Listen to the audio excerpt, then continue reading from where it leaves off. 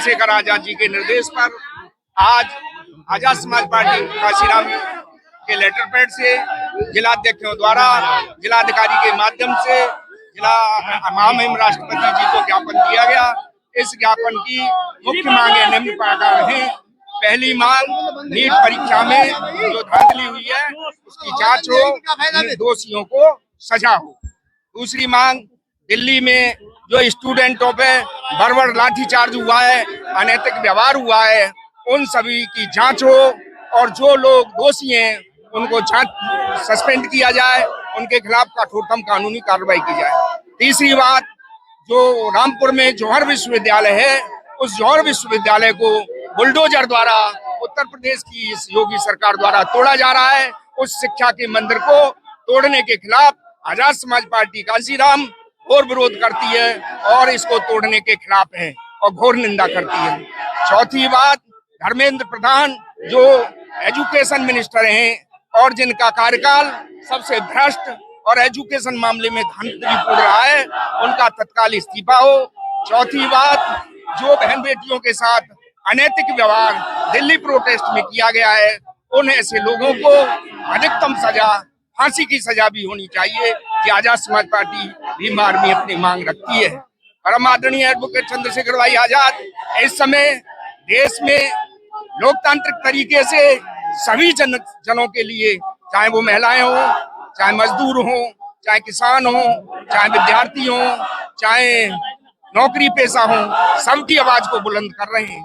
आपने देखा दिल्ली में जब सोनम वांगचुक अकेले पड़े हुए थे तो उनसे सबसे पहले मिलने वाले हमारे प्रिय नेता, लोकप्रिय सांसद एडवोकेट चंद्रशेखर भाई आजाद थे और उनके मिलने के बाद उस कारवां को पंख लगे। आज भी हमारे नेता एडवोकेट चंद्रशेखर भाई आजाद अपने संघर्ष के लिए जाने जाते हैं।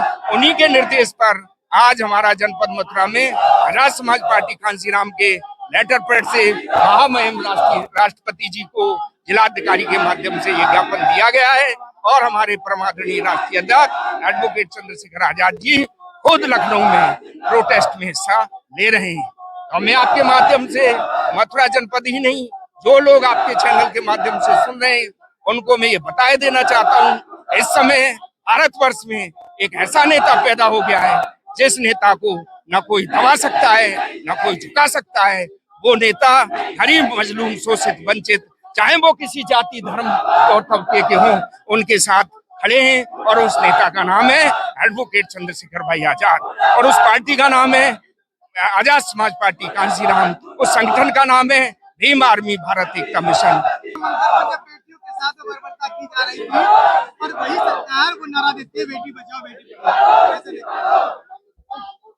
आपको मैंने अभी बता दिया कि दिल्ली के जो प्रोटेस्ट में जो बहन बेटियों के साथ हुआ है, मैंने इससे पूर्व भी आपको अपने इंटरव्यू में दिया, इस सरकार में बैठे हुए लोग बहन बेटियों के प्रति संजीदा नहीं है, उन्हें बहन बेटियों की इज्जत आबरू का ख्याल नहीं है।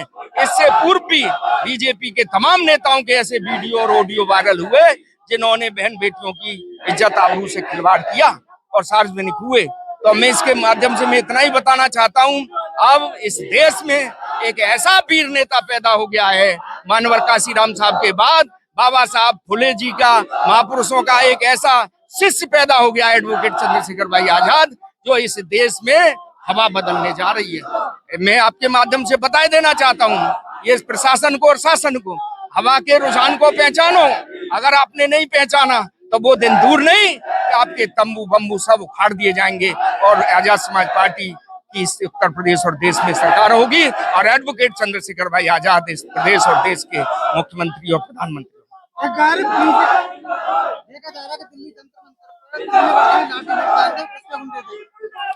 नहीं, वो आपने देखा, आपके प्रिंट मीडिया, इलेक्ट्रॉनिक मीडिया के माध्यम से भी पता पड़ा, पुलिस जो तो थी, पुलिस के बैज नहीं लगे हुए थे और जो जनता के सिविलियन थे वो सब आरएसएस के गुंडे थे।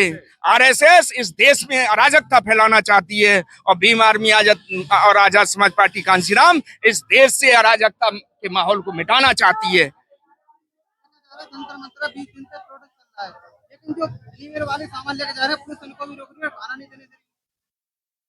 जिसकी दाढ़ी में खोट होता है उनको हर जगह डर लगता है, उनको ऐसा लगता है कि हमसे गलत काम हो गया है तो कहीं कोई आदमी गुस्सा न कर जाए। जब गलत काम करते ही क्यों हो, सो छानबीन करनी पड़े।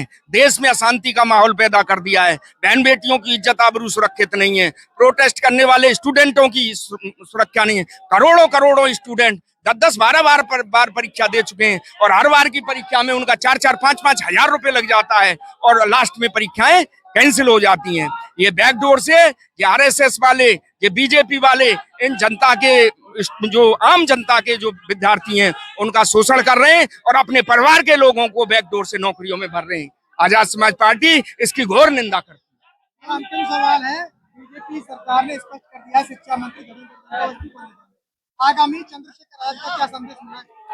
हमारे राष्ट्रीय अध्यक्ष जी का, परमादरणीय एडवोकेट चंद्रशेखर भाई आजाद जी का संदेश है क्या धर्मेंद्र प्रधान इस्तीफा नहीं देंगे तो हमारा आंदोलन जारी रहेगा। अहिंसात्मक तरीके से, कानूनी तरीके से धर्मेंद्र प्रधान के आंदोलन तक, दिल्ली प्रोटेस्ट में गुंडागर्दी करने वाले लोगों पर कार्रवाई तक हम संघर्ष करते रहेंगे। हम स्टूडेंटों के साथ हैं, हम जौहर विश्वविद्यालय को तोड़ने के खिलाफ हैं, हम जो है पुलिस के गुंडों के खिलाफ हैं, हम इस सरकार के गुंडागर्दी के खिलाफ हैं, हम इस निरंकुश सरकार को उखाड़ के फेंकेंगे।